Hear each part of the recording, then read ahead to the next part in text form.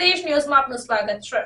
ખેડા જિલ્લાના ઉત્તરસંડા ગામે બાયોમેડિકલ વેસ્ટની સમસ્યા બાબતે સરપંચ તેમજ ગ્રામજનો દ્વારા ગુજરાત પ્રદૂષણ નિયંત્રણ બોર્ડ ગાંધીનગર મુકામે રજૂઆત કરાઈ। ઉત્તરસંડા ગામે બાયોમેડિકલ વેસ્ટને લઈને ગુજરાત પ્રદૂષણ નિયંત્રણ બોર્ડ ગાંધીનગર મુકામે સરપંચ તેમજ ગ્રામજનો દ્વારા આવેદનપત્ર આપવામાં આવ્યું। ગેરકાયદેસર રીતે બાયોમેડિકલ વેસ્ટ સળગાવવાનો મામલો છેલ્લા 11 વર્ષથી ઉત્તરસંડાના ગ્રામજનો હેરાન પરેશાન થઈ રહ્યા છે। બાયોમેડિકલ વેસ્ટ સળગાવવાથી ઘણા બધાને આ બાબતે તકલીફો પડી રહી છે।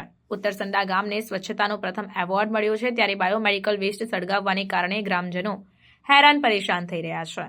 જણાવી દઉં કે ખેડા જિલ્લાના ઉત્તરસંડા ગામે છેલ્લા ઘણા વર્ષોથી હેઝા ક્લીન બાયોમેડિકલ વેસ્ટ કંપની દ્વારા બાયોમેડિકલ વેસ્ટ સળગાવવાને લઈને અનેક વખત ગાંધીનગર સુધીની રજૂઆતો છતાં તંત્ર દ્વારા કોઈપણ પ્રકારની કાર્યવાહી કે કામગીરી કરવામાં ન આવતા ઉત્તરસંડા ગામેથી સ્થાનિકો દ્વારા ગાંધીનગર મુકામે જીપીસીબી ખાતે આરબી બારડ ચેરમેનને આવેદનપત્ર આપીને સરપંચ ઈશિત પટેલ દ્વારા ઉગ્ર રજૂઆત કરવામાં આવી છે।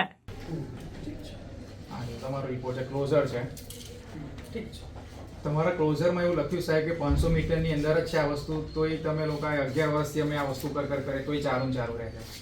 ચેક કરાવી લઈશું, પણ એને 11 વર્ષથી અમે એક જ જવાબ મળે છે।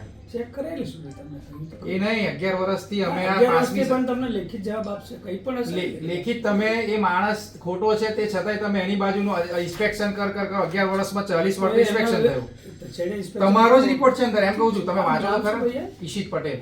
ઈશિતભાઈ, હું તમને કહું છું કે મેં જે કંઈ હશે નિયમ મુજબ નિયમ વિરુદ્ધ જ કામ કરો છો, એમ કહું છું, તમારો જ રિપોર્ટ છે અંદર, એમ કહું છું, જીપીસીબી નો રિપોર્ટ છે। શાંતિથી વાત કરું, હું સાંભળું છું ભાઈ, ઓકે? તમારે કહું છું, હું કહું સાહેબ, તમે તમારા ઘર આગળ, તમારી સોસાયટી આગળ વસ્તુ હોય તો તમારી કેમ વાત આ પોલીસનો રિપોર્ટ છે, જે જગ્યા પર છે એ ખોટો છે, આ પોલીસનો રિપોર્ટ છે, અંદર લખ્યું છે કે ખોટી રીતે એફિડેવિટ કર્યું છે, ખોટી રીતે નોટરી કરી છે ભાઈ, એ જમીન પર આ વસ્તુ છે, એ રિપોર્ટમાં લખ્યું છે કલેક્ટર જોડે, પણ એ નહીં 200 આપની જ નિયમ છે 500 મીટરનો, તમારા રિપોર્ટમાં છે 240 મીટર। તમને કીધું તમારું જે કંઈ હશે, જે કંઈ આપ્યું છે એના પરથી હું તપાસ કરી લઈશ। સાહેબ 11 વર્ષથી અમે આ સાંભળીએ છીએ, 11 વર્ષ થઈ ગયા તો તમે આજે ફરિયાદ આવ્યા છો, હું ચેક કરાવીશ। એટલે અમને જવાબ ક્યારે મળશે? 11 વર્ષથી આ વસ્તુ કરે છે, ઝડપથી શક્ય એટલું તપાસ કરાવી દઈશું, ઓકે? એક જ તમે જવાબ આપો છો, તપાસ એમ તો તમે બીજો કોઈ વસ્તુ આ અમારે વસ્તુ જ કરે કરીને કામવાળાને, ઓકે?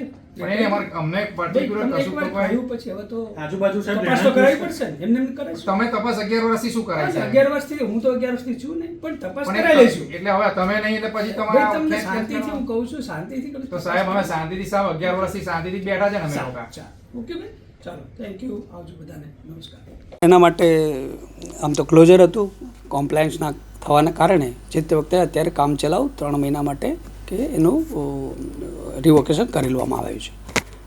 અને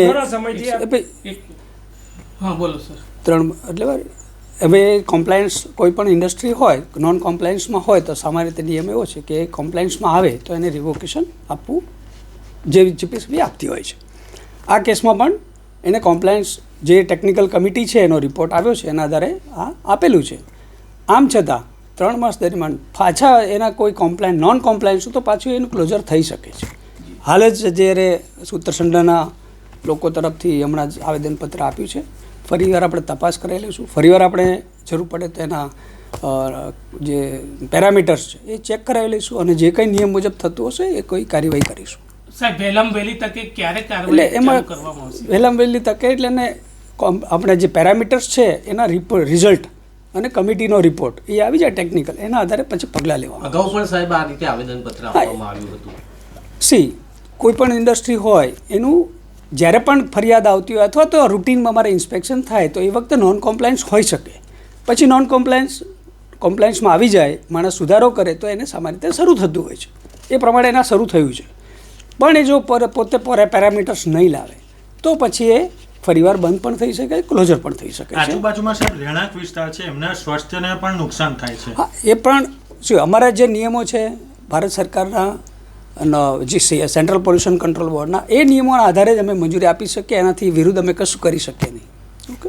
શું પગલાં લેશો આ બાબતે તમે? એ દરેકમાં પગલાં નક્કી છે, શોકોઝ નોટિસથી માંડીને ક્લોઝર સુધીના 4 પ્રકારના પગલાં લેવામાં આવતા હોય છે। જે પ્રમાણે એનું નોન કોમ્પ્લાયન્સ હશે એ પ્રમાણેના પગલાં લઈ શકે. દેશના પ્રધાનમંત્રી એવું કહે છે સ્વચ્છતા ઉપર વિશેષ ધ્યાન આપવામાં આવે છે, ત્યારે ગ્રામજનોને આ સ્વચ્છતા બાબતે તકલીફ પડી રહી છે, તો આ બાબતે વહેલી તકે જીપીસીસી પગલાં લે એવી માંગ છે.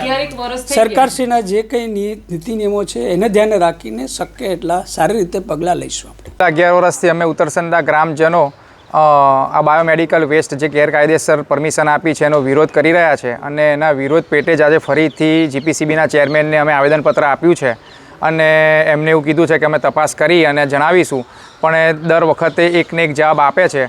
તો હું મીડિયા દ્વારા સરકારશ્રીને પણ જણાવવા માગું છું અને જીપીસીબીના બોર્ડને પણ જણાવવા માગું છું કે જે જેડી પટેલે ગેરકાયદેસર યુનિટ કર્યું છે અને વહેલામાં વહેલી તકે જો આ વસ્તુ બંધ કરવામાં નહીં આવે તો અમે બધા ફરીથી ગ્રામજનો ભેગા થઈને ઉગ્ર આંદોલન કરીશું.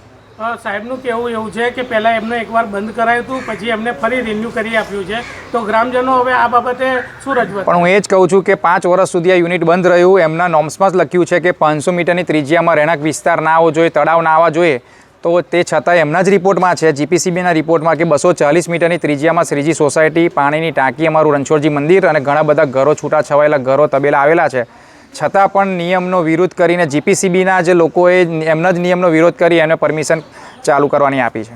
હવે તમને કેવી બાંહેધરી આપવામાં આવી? ખાલી એ લોકોએ કીધું છે કે અમે લોકોએ ફરીથી તપાસ કરીશું, સ્થળની તપાસ કરી અને યુનિટની તપાસ કરી અને તમને જણાવીશું, એના સિવાય બીજું કોઈ પ્રોપર બાંહેધરી અમને નથી આપી. ઉત્તરસંડા ગામમાં છેલ્લા 11 વર્ષથી હેઝાક્લીન બાયોમેડિકલ વેસ્ટ કાર્યરત છે, અને તેને બંધ કરાવવા માટે અમે ગામજનો આજે આવ્યા છીએ. જો સાહેબને અમે આવેદનપત્ર આપ્યું, સાહેબે અમને કહ્યું છે કે તપાસ કરાવીશું અમે, અને તપાસ કરાવીને એક્શન લઈશું. પણ અમે 11 વર્ષથી આવીએ છીએ, 11 વર્ષથી અમે આ એકની એક જ વસ્તુ સાંભળવામાં આવે છે અમને લોકોને, ગામવાળાને, કે તપાસ કરાવીશું અમે, પણ હજુ લગીને એ લોકોની તપાસ પૂરી થઈ નથી.